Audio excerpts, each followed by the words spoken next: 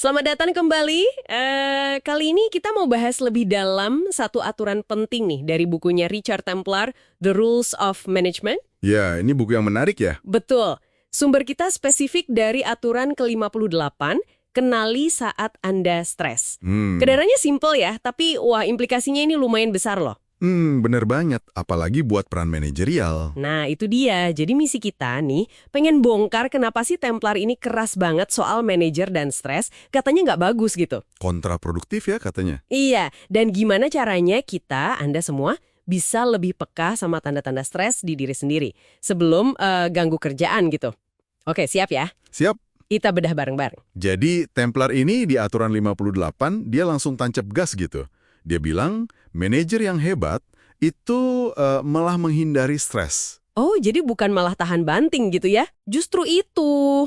Kenapa? Karena katanya stres itu ya itu tadi nggak produktif, merugikan. Dia kayak nantang image lama gitu loh, eksekutif sukses tapi kelihatan stres banget. Iya ya.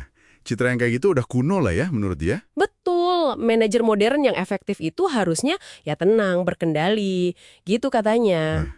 Itu poin penting banget sih. Dan yang menarik, cara Templar bedain stres sama hal-hal lain yang sebenarnya positif di kerjaan. Maksudnya gimana tuh? Nah, dia nggak bilang kita harus hindari tekanan atau tantangan loh.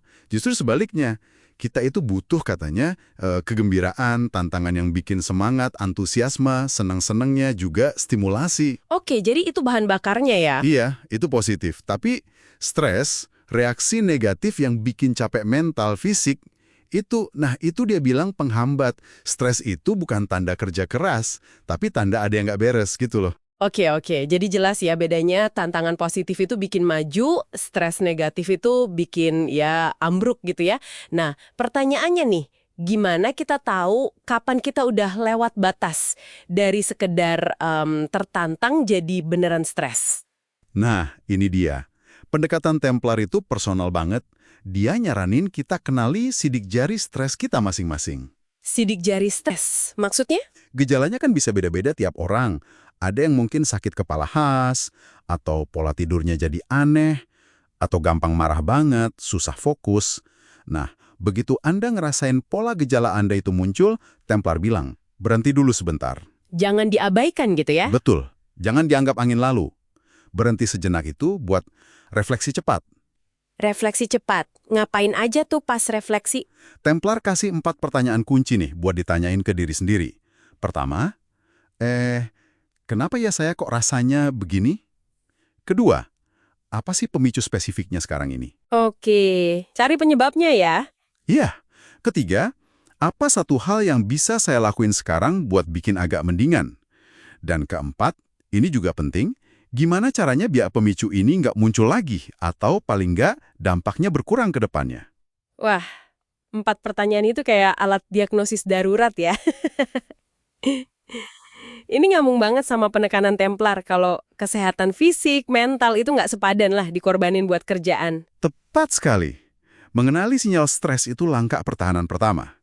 Kalau nggak sadar, ya gimana mau ngendaliin kan? Harus tahu cara nenangin diri sendiri dulu. Iya. Dan kalau kita lihat lebih luas lagi nih, di aturan-aturan Templar yang lain, kesadaran diri atau self-awareness ini jadi fondasi banget. Fondasi buat apa tuh? Ya buat semuanya. Mengenali stres ini nyambung ke kemampuan ngelola energi, jaga makan, tidur cukup, jaga keseimbangan hidup. Susah kan mau menerapin itu semua kalau kita nggak sadar kapan kita lagi nggak oke? Oh, jadi bukan sekedar tips kesehatan biasa ya, tapi emang kompetensi manajerial inti gitu ya? Betul. Templar melihatnya begitu. Jadi intinya nih, Templar itu kayaknya pengen ubah cara pandang kita ya. Manajer efektif itu bukan yang kelihatan sibuk, stres, tahan banting di tengah badai. Tapi lebih kayak navigator yang cerdas ya. Nah, navigator yang bisa lihat awan gelap stres dari jauh, terus kenali tandanya di diri sendiri, dan ambil tindakan. Tenang aja gitu sebelum badainya beneran datang. Ketenangan, kendali diri, itu jadi ukurannya. Masuk akal banget. Nggaknya dari aturan 58 ini, kekuatan kesadaran diri itu tadi. Coba deh minggu ini luangkan waktu dikit buat lebih peka. Peka sama apa tuh?